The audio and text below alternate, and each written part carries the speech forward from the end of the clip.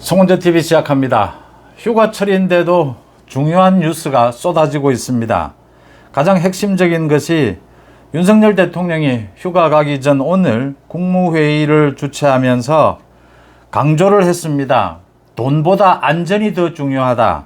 그 중에서도 이 LH 아파트, 철근이 누락된 이 아파트에 대해서 집중적으로 지금 연일 계속해서 윤석열 대통령이 이 건설업계의 이권 카르텔 이 부분을 지적을 했습니다. 원희룡 장관에게 직접 전수조사도 지시를 했고 또 철저한 수사를 통해서 이 이권 카르텔을 뿌리 뽑는 것, 그러니까 이 지금 LH 이 철근 부실 아파트 15곳이 적발이 됐습니다. 이 중에서 5곳은 이미 주민들이 입주를 마쳤습니다. 이 주민들의 불안이 이만저만이 아닙니다. 이 철근이 누락이 됐다, 아파트. 그러니까 지하 주차장입니다. 무량판 구조로 이 공사를 한 이 아파트에 대해서 지금 91곳을 조사한 결과 15곳이 철근이 누락이 됐다. 그 다음 5곳은 이미 주민이 입주를 마쳤다. 이 아파트들이 이 LH는 뭐 땅 투기에 이어서 문재인 정권 때 이제는 철근 부실 아파트. 윤석열 대통령이 이 부분을 계속 강조하는 것은 이 문재인 정권 때 빚어진 이권 카르텔입니다. 부실 공사입니다. 이걸 바로잡지 않으면 지금 우리의 안전 부분, 특히 지금 휴가철입니다. 얼마 전에는 또 수해를 겪었습니다. 윤석열 대통령이 국무회의에서 계속 안전을 강조한 이유입니다. LH가 공기업입니다. 이 공기업에서 발주한 아파트가 철근 보강 공사를 제대로 하지 않았다. 모두 철근을 빼먹었다는 겁니다. 원희룡 장관이 잠시 전에 사과를 했습니다. LH를 총괄하는 책임자로서 사과를 한다라고 하면서 윤석열 대통령이 이야기하는 이권 카르텔을 뿌리 뽑는 것에는 조금 한치의 빈틈도 없이 하겠지만 이 언론에서 지금 순살 아파트다 이렇게 이야기하는 부분은 이 순살, 이 닭고기에 뭐 뼈가 없을 때 순살이라고 하지 않습니까? 이 순살 아파트는 표현이 조금 너무 심하다, 과도하다, 너무 불안감을 부추길 우려가 있다라고 해서 이건 좀 고쳐달라고 했습니다. 저도 순살 아파트 이러면 너무 겁이 납니다. 그러니까 아파트에 아예 뭐 철근이 모두 다 빼버린 것, 이렇게 겁이 나는 상황입니다. 그런데 순살 아파트는 아니고 이 지하 주차장의 보강 공사에 철근을 모두 빼돌렸다라는 것입니다. 그래서 원희룡 장관이 철저한 수사, 철저한 대책, 지금 보강 공사를 하고 있습니다. 과 더불어 지금 순살이라고 하는 표현은 좀 자제해달라 이런 부탁도 했습니다. 그 다음에 민주당의 혁신위원장인 김원경입니다. 김원경의 노인 비하 발언. 노인은 뭐 수명도 얼마 남지 않았는데 왜 청년과 똑같이 1대1 투표권을 가져야 하느냐라는 이야기를 해서 충격에 빠졌습니다. 민주당 내에서 참 미치고 환장하겠다라는 이야기가 나옵니다. 이 정도 되면 김원경을 사실은 잘라야 합니다. 그런데 이재명이 김원경을 자를 수가 없습니다. 지금 이재명 자신의 방탄을 위해서 반명계를 그래도 좀 달래고 뭐 당을 혁신한답시고 이렇게 혁신위원장을 만들어 놨는데 김원경이 아니면 자신의 말도 듣지 않는 겁니다. 그런데 김원경이 이런 이야기를 하고 각종 비난이 쏟아지자 오늘 또 책임을 자신의 아들에게 떠넘겼습니다. 아들이 중학생 때 이야기한 것을 자기는 옮겼을 뿐이다. 이게 아들에게 떠넘길 일입니까? 나이 든 사람들은 살 날이 얼마 남지를 않았으니까 투표권을 안 주는 게 맞다. 이게 합리적입니까?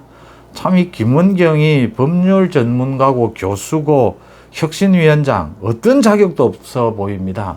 부모로서 자격은 있는 건지 참 묻지 않을 수가 없습니다. 문제는 이 이재명이 김원경을 자를 수도 없다라고 하는 겁니다. 지금 뭐 무늬만 혁신해가지고 이렇게 가져갈 수밖에 없습니다. 이제 이재명도 뭐 김원경 부분은 아마 손을 놓았을 겁니다. 뭐 어쩔 수가 없다. 지금 뭐 김원경의 설화는 말실수는 뭐 어제 오늘 일도 아니고 이 말실수가 아닌 겁니다. 원래 생각이 이런 겁니다.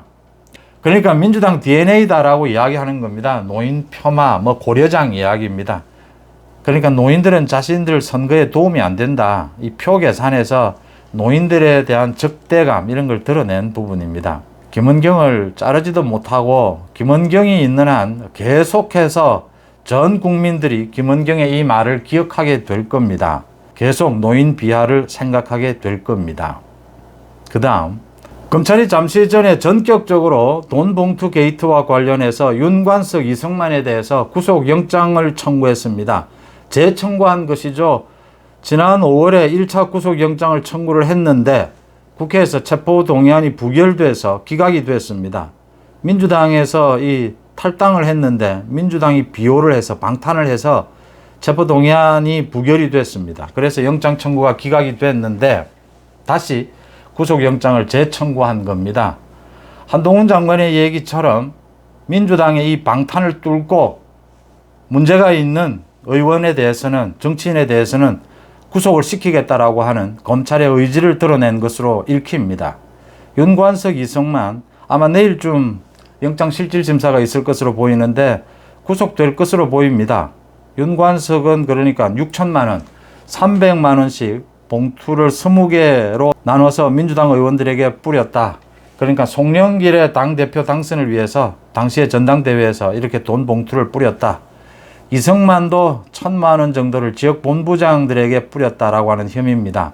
정당에서 전당대회 이 경선 과정에서 돈을 뿌린 것, 돈 선거한 겁니다. 참 정말 구태 중에 구태입니다. 우리 정치권이 이 돈 선거에서는 이제 벗어났는가 했는데 송영길이 전당대회에서 돈 선거를 치렀다.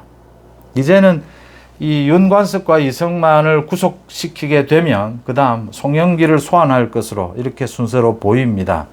이 돈봉투 게이트 이외에도 또 코인 게이트가 있습니다. 저 김남국에 대해서도 검찰이 소환해서 조사를 해야 국회에서 김남국에 대해서 제명하는 여기에도 아마 영향을 미치게 될 것이다. 코인 게이트와 관련해서도 소환해야 할 것이다. 그 다음 중요한 것이 이제 검찰이 국회의 불체포 특권에 막혀서 구속영장을 집행하지 못했던 이 부분에 대해서 구속영장을 재청구해서 집행하는 이걸 지도를 했다. 윤관석, 이승만을 시작으로. 그러면 가장 중요한 것이 이재명입니다. 이재명도 한 차례 체포동의안에 막혀서 구속영장을 집행하지를 못했습니다. 이재명에 대해서 이제 백현동 비리, 대북송금 비리와 관련해서 검찰이 2차 구속영장을 칠 것이다. 지금 이번 달에는 16일부터 임시국회가 열립니다. 그 전에 윤관석과 이승만에 대해서는 이렇게 구속영장을 쳤으니까 아마 내일 영장실질심사가 있을 것입니다. 이재명에 대해서도 지금 구속영장을 친다면 바로 영장실질심사가 열립니다. 16일 이후에 임시국회가 열리고 있는 상황에서 구속영장을 청구를 하면 체포동의안을 또 국회에 넘겨야 합니다. 문제는 9월 이후로 넘기게 되면 국회법에 9월 이후에는 정기국회입니다.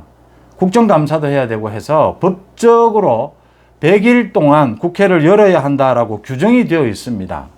그래서 9월 이후에는 12월 초까지는 이제 검찰이 구속영장을 치게 되면 무조건 국회에 체포동의안을 넘겨야 합니다. 그래서 9월 이전에 구속영장을 치면 임시국회가 열리고 있더라도 민주당에서 국회를 잠시 쉬는 방향으로 이렇게 해서 영장실질심사를 받겠다 이런 이야기를 내비치고 있습니다. 그래서 9월 중에 검찰이 이재명에 대해서 구속영장을 칠 가능성이 높다. 그러면 이재명에 대한 영장실질심사가 이루어질 것이다 이렇게 예상이 됩니다. 그 다음 또 한 가지 중요한 속보가 명예훼손 가짜뉴스 이야기입니다. 그 중에서도 특히 김건희 여사에 대한 명예훼손.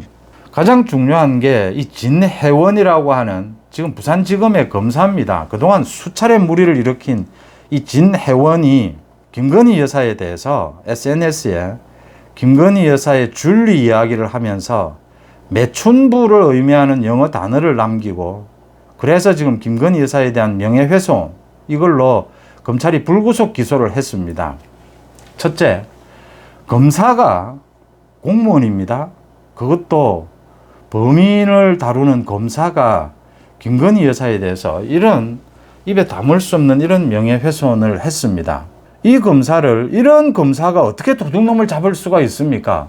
이걸 왜 검사직에서 그대로 두느냐라고 하는 겁니다, 지금. 그걸 먼저 지적을 하고요. 두 번째, 불구속 기소를 했는데, 제발 이 명예훼손, 가짜뉴스, 이 구속되는 것 한번 보고 싶습니다. 이 구속시켜야 합니다.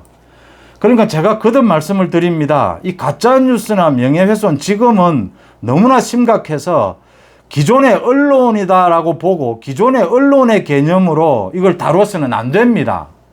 이제는 정말 심각한 범죄로 구속부터 시켜야 됩니다.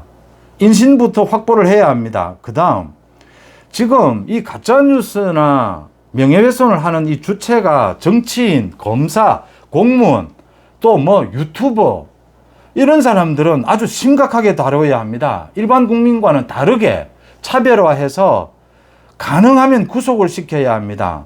이 진해원이 공무원 검사인데 김건희 여사에 대해서 뭐 줄리가 어떻고 이 매춘부가 어떻고 그러면서도 지금 조금도 반성하지도 않고 있습니다. 매춘부라고 한 게 아니고 그 영어로 장난을 쳐서 영어가 그 뜻이 아니고 뭐 검찰기관을 뜻하는 것이다, 이렇게 말장난을 하고 있습니다.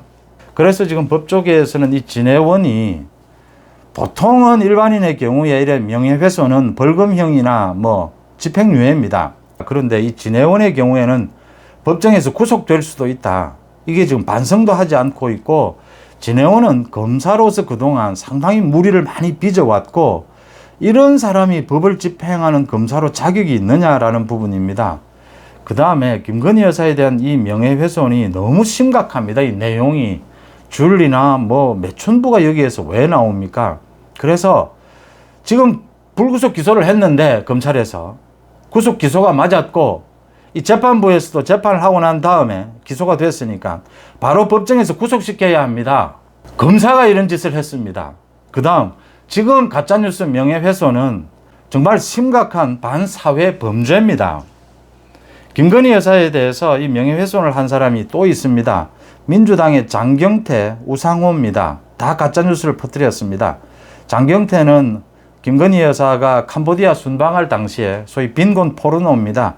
그 굉장히 아픈 아기를 안고 있는 그 모습이 연출이 됐다, 뭐 이런 식으로 가짜뉴스를 퍼뜨린 혐의입니다. 역시 명예훼손 혐의입니다. 우상호도 마찬가지입니다.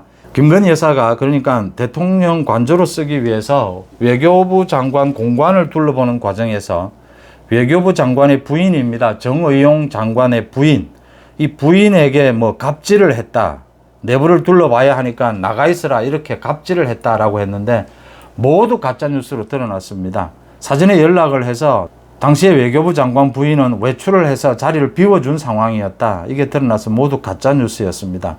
지금 우상호도 다음 주에 출석할 것을 검찰에서 통보를 해서 시기를 조율 중입니다. 장경태에 대해서는 어제 검찰이 소환해서 조사를 했습니다. 이 장경태와 우상호, 이 가짜뉴스에 의한 명예훼손입니다. 이 부분도 이 정치인에 의한 명예훼손입니다. 제가 다시 한번 강조를 합니다. 지금의 가짜뉴스로 인한 명예훼손은 심각한 반사회 범죄의 성질을 띠고 있습니다.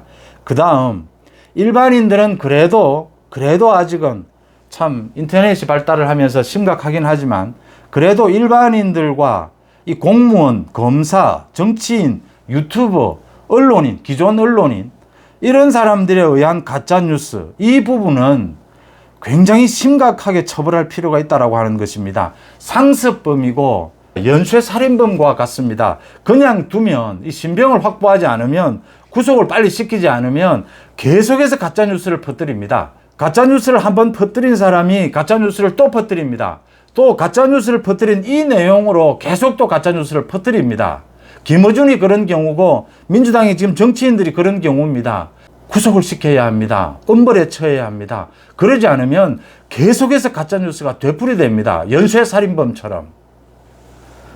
송재TV 마칩니다. 고맙습니다.